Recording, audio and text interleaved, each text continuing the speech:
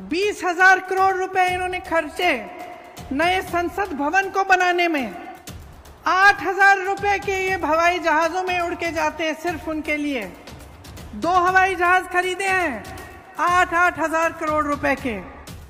27,000 करोड़ रुपए इन्होंने खर्चे यशोभूमि को बनाने में। लेकिन ये आपको ये जवाब नहीं दे पाते कि आपकी सड़कें टूटी क्यों हैं। ये आपको ये जवाब नहीं दे पाते कि आपके घर में रोजगार क्यों नहीं आ रहा है। ये आपको ये जवाब नहीं दे पाते कि महंगाई इतनी क्यों बढ़ गई है कि आपकी कमर तोड़ी जा रही है, कि इस देश का किसान आज 27 रुपए प्रतिदिन कमा रहा है। ये जवाब नहीं दे सकते। जब इस देश का किसान 27 रुपए प्रतिदिन कमा रहा है तो उनके बड़े बड़े उद्योगपति दोस्त एक दिन में 1600 करोड़ रुपए कैसे कमा रहे हैं। मैं आपको एक कहानी बताती हूँ, बहुत छोटी थी, 12-13 साल की होगी। अनोखे लाल मेरे दोस्त अमेठी से आए हैं। अमेठी की एक बात है, मेरे पिताजी प्रधानमंत्री थे, उनके साथ मैं अमेठी के दौरे पे गई। आपको मालूम होगा वो उसका संसदीय क्षेत्र होता था। खुद जीप चलाते हुए वो गए, मैं उनके साथ साथ बैठी थी। हम एक गांव में पहुंचे। गांव में हम उतरे और सड़क पर चलकर कुछ लोगों से बातचीत करने लगे। अचानक एक महिला उठी, बहुत जोर जोर से डांटने लग गई मेरे पिताजी को। तो मैं खुद चौंक गई, क्योंकि पिताजी से तो थोड़ा सा डर तो बच्चों को होता ही है, लेकिन उसके ऊपर से वो प्रधानमंत्री थे और मैंने ऐसे नहीं देखा था कि कोई उनको ऐसा डांट सके। वो डांटने लगी कि भाई मेरी सड़क है, पानी बरसा था, पूरी सड़क डूब गई है, उसमें तुमने क्या किया। और मेरे पिताजी उनको जवाब दे रहे थे। तो ये उस समय की राजनीति है जब प्रधानमंत्री तक नेता को एहसास होता था कि जनता के प्रति उसकी जवाबदेही है। गाड़ी में बैठे मैंने कहा बुरा नहीं लगा पापा? कहते बिल्कुल नहीं, ये मेरा कर्तव्य है और ये उसका कर्तव्य है, उस महिला का, कि मुझे याद दिलाए, मुझे बताए कि यहाँ ये समस्या है, इस समस्या को सुलझाओ। अब आगे आइए, तकरीबन 40 साल बीत गए, मैं बुढ़ी होने वाली हूं। मैं उत्तर प्रदेश में काम कर रही थी। एक मोहल्ले के अंदर चली गई, एक महिला मिली, चूल्हे पे खाना पका रही थी। मैंने पूछा गैस सिलेंडर है? कहा है दीदी, खाली पड़ा है। मैंने कहा भर सकती हो? कहती है नहीं भर सकती, पैसे नहीं है। मैंने कहा घर पे काम कौन करता है? उसने कहा कोई नहीं करता, रोजगार नहीं मिलते आजकल। मैंने कहा कमाती कैसी हो, कैसे हो? तो उसने कहा थोड़ी बहुत कांच की चूड़ियां थी, उनको वो जोड़ जोड़ के वो कमा लेती थी थोड़ा बहुत। तो मैंने कहा भाई मोहल्ले की क्या परिस्थितियां हैं? उसने कहा दीदी बिजली के खंभे हैं, बिजली नहीं आती, पानी की टूटी है, पानी नहीं आता, सड़क तो आपने देखी होगी खराब पड़ी हुई है। तो मैंने कहा वोट किसको दोगी? इसी विधायक को दोगी? क्या कहा उसने? मैं इसी को दूंगी। मैंने कहा अरे वाह, अभी तो तुम कह रही थी कि पानी नहीं है, बिजली नहीं है, सड़क नहीं है, रोजगार नहीं है, कमा नहीं पा रही हो, तो इसको क्यों वोट दोगी? इसने क्या किया है तुम्हारे लिए? तो वो धर्म की बातें करने लग गई, जाति की बात करने लग गई। तो तब की राजनीति और आज की राजनीति में बहुत फर्क है। और फर्क क्या आया है? जनता जागरूक तब भी थी, जनता जागरूक अब भी है, लेकिन अब जनता के जज्बातों का इस्तेमाल हो रहा है। धर्म की बातें होती हैं, जाति की बातें होती हैं, और इसमें इनका राजनीतिक इस्तेमाल होता है। और इनका राजनीतिक इस्तेमाल इसलिए होता है क्योंकि जब आपका ध्यान उस तरफ होता है जहां आपके जज्बात है, आपका धर्म है, आपकी जाति की बात है, तो आप नहीं पूछेंगे कि मेरी सड़क तुमने ठीक क्यों नहीं की। तो आप नहीं पूछेंगे कि मेरे लिए पानी क्यों नहीं आ रहा है, मेरी यहाँ टूटी में पानी क्यों नहीं आ रहा है। तो आप नहीं पूछेंगे कि मेरे पति के लिए, मेरे लिए आपने रोजगार क्यों नहीं दिलवाया। और ये एक साजिश है, एक बहुत बड़ी राजनीतिक साजिश है, जिससे आप सबका ध्यान भटकाया जाएगा ताकि आप सही सवाल नहीं उठा पाएंगे। आज की राजनीति, अफसोस की बात है, लेकिन यही राजनीति चल रही है। आपने देखा होगा केंद्र सरकार को, प्रधानमंत्री श्री नरेंद्र मोदी जी को हाल ही में उन्होंने G20 कराया। कोई नहीं कहता कि ये बुरी चीज है, अच्छा है, देश का मान सम्मान बढ़ता है, अच्छा है। 27,000 करोड़ रुपए इन्होंने खर्चे यशोभूमि को बनाने में, 20,000 करोड़ रुपए इन्होंने खर्चे नए संसद भवन को बनाने में, 8,000 रुपए के ये हवाई जहाजों में उड़ के जाते हैं सिर्फ उनके लिए। 2 हवाई जहाज खरीदे हैं 8,000 करोड़ रुपए के। लेकिन ये आपको ये जवाब नहीं दे पाते कि आपकी सड़कें टूटी क्यों हैं। ये आपको ये जवाब नहीं दे पाते कि आपके घर में रोजगार क्यों नहीं आ रहा है। ये आपको ये जवाब नहीं दे पाते कि महंगाई इतनी क्यों बढ़ गई है कि आपकी कमर तोड़ी जा रही है, कि इस देश का किसान आज 27 रुपए प्रतिदिन कमा रहा है। ये जवाब नहीं दे सकते कि जब इस देश का किसान 27 रुपए प्रतिदिन कमा रहा है तो उनके बड़े बड़े उद्योगपति दोस्त एक दिन में 1600 करोड़ रुपए कैसे कमा रहे हैं। देश का मान सम्मान बढ़ता है, ये हर देशवासी के लिए अच्छी चीज है, सबको गर्व होता है। लेकिन इसका मतलब नहीं कि इस देश के गरीब, इस देश के मिडिल क्लास को भूल जाएं और ये भूल जाएं कि सत्ता उन्हें किसने दी और उनको कैसे मिली। आज छत्तीसगढ़ में एक ऐसी प्रदेश की सरकार है जो पुरानी वाली राजनीति के असूलों पर चल रही है। केंद्र की सरकार ने गरीबों और मिडिल क्लास से छीना है और छीन के अपने बड़े बड़े उद्योगपति मित्रों को सींचा है। छत्तीसगढ़ की इस प्रदेश सरकार ने एक एक पैसा आपके जेब में वापस डाला है।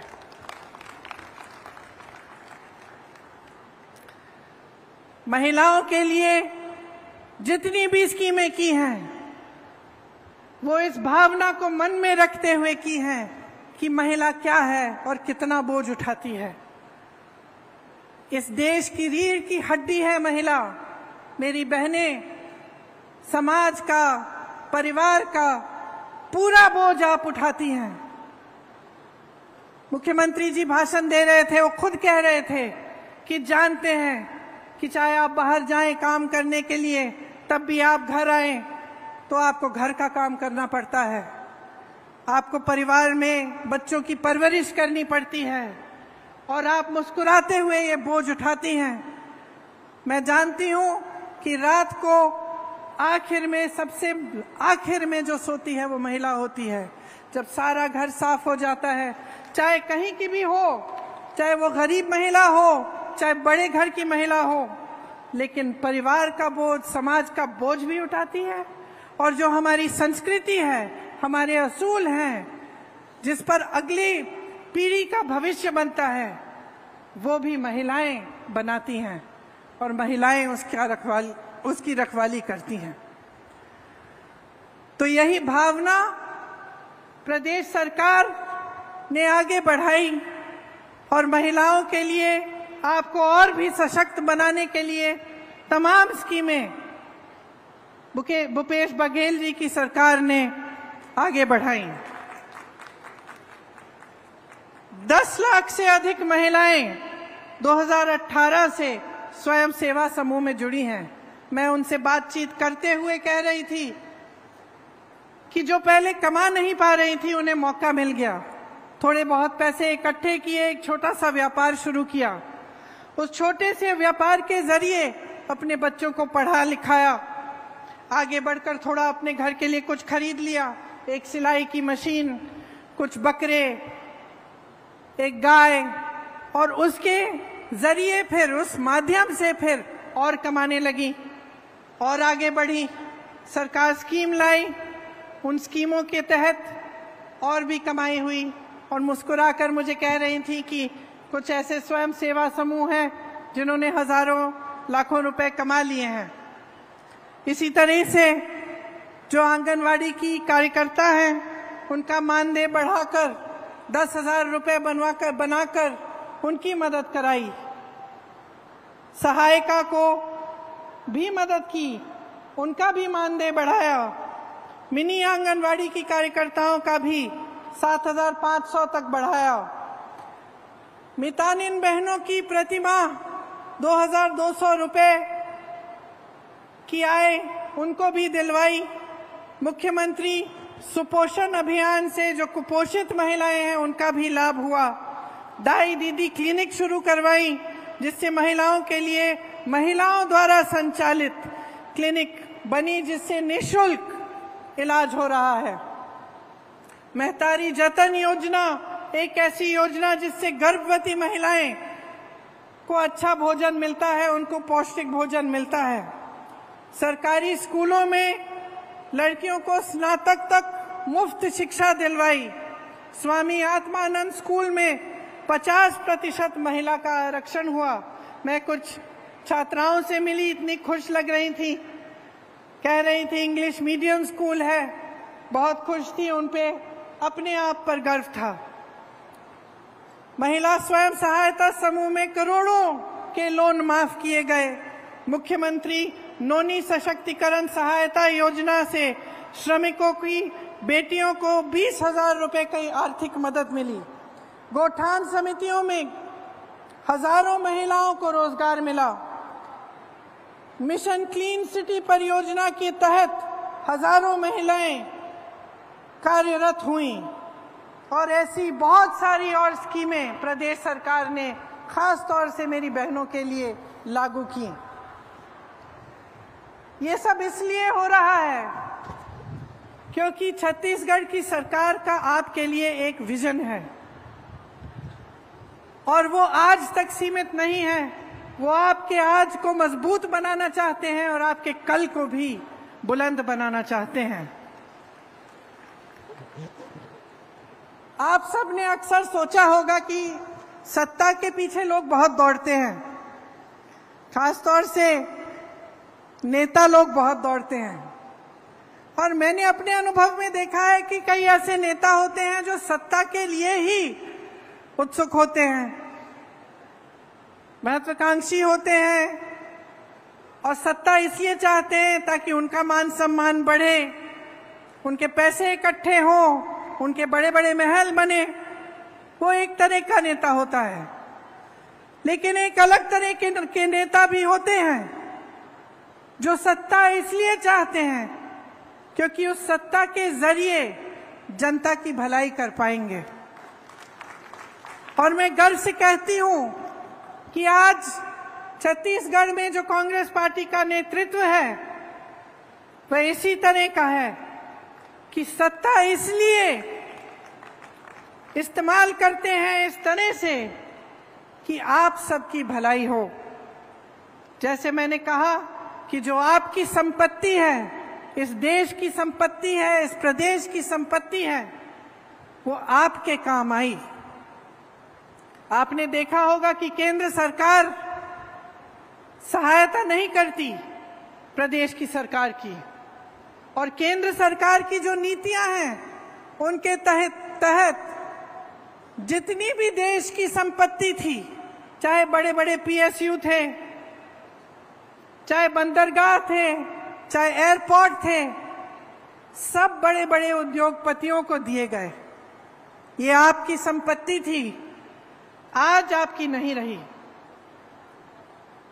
ऐसी सरकार केंद्र में है तो एक तरह से आपका ये सौभाग्य है कि प्रदेश में जो सरकार है वो आपके हित की रक्षा करती है, और जो देश की केंद्र की सरकार है उनकी जो तमाम ऐसी नीतियां हैं जिससे जनता का नुकसान हो रहा है, उससे आपको बचा कर रखती है। जितनी महंगाई आज बढ़ गई है केंद्र की सरकार की नीतियों की वजह से, उससे कुछ हद तक छत्तीसगढ़ की जनता, छत्तीसगढ़ का किसान, नौजवान बच रहा है।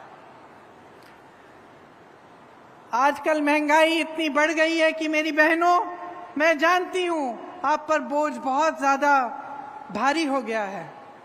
जब घर पे कोई बीमार पड़ता है, कोई आपत्ति आती है, तो बहुत घबराहट होती है कि किस तरह से हम संभालेंगे। आप बाहर जाते हैं कुछ खरीदने के लिए, खाना बनाने के लिए, तो लगता है कि आधी चीजें खरीदने के बगैर वापस आ जाएंगी, क्योंकि महंगाई इतनी बढ़ चुकी है। गैस की सिलेंडर की बात की मैंने, तेल की बात की, ये सब देश में इन सब की कीमत इतनी बढ़ चुकी है कि गरीब और मिडिल क्लास के लोग पिस रहे हैं इस महंगाई में। लेकिन इस बीच छत्तीसगढ़ की सरकार जो है, उसने आपकी राहत के लिए और आपकी मदद के लिए बहुत कार्य किए हैं। आज छत्तीसगढ़ का किसान खुश है। खेती उसके लिए एक लाभ का जरिया बन गया है। शायद आपको मालूम नहीं होगा, लेकिन सिर्फ छत्तीसगढ़ में ही, पूरे देश भर में सिर्फ छत्तीसगढ़ में खेती करने वाले लोग बढ़ रहे हैं। बाकी सब जगह किसान त्रस्त है, परेशान है।